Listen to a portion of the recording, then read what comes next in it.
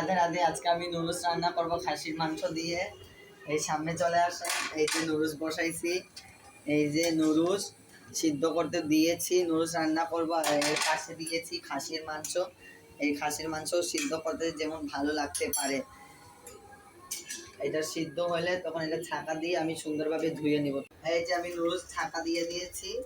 এই নুডলসটা ভালো মতন ছাকা হয়ে গেলে তখন আমি এটাকে ভালো মতন ধুয়ে নিব। আমি এখন তেল দিয়ে দিয়েছি, চুলায় কড়াই বসে তেলটা দিয়ে দিলাম একটু বেশি করে, যেমন মাংসটা একটু ভালো মতন ব্রাউনটাও হোক। একটু চুলাটাও জোর করে দিলাম, ছেড়ে দিব, মাংস ছেড়ে দিলাম। একটু মাংস ভাজতে দে, মাংস ভাজলে তাহলে আমাদের সুন্দর একটা কালার আসবে।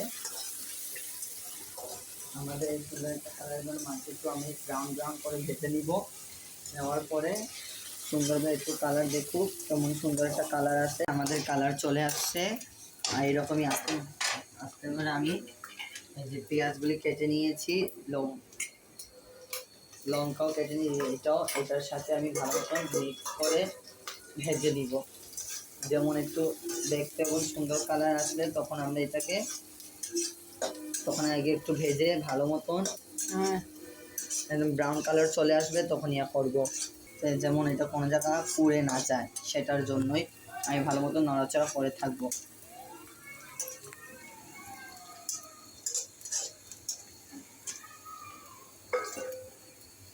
মশলা দিয়ে দিতেছি, মশলা দিয়ে আমি ভালো মতো এটা নাড়াচাড়া দিতে থাকবো।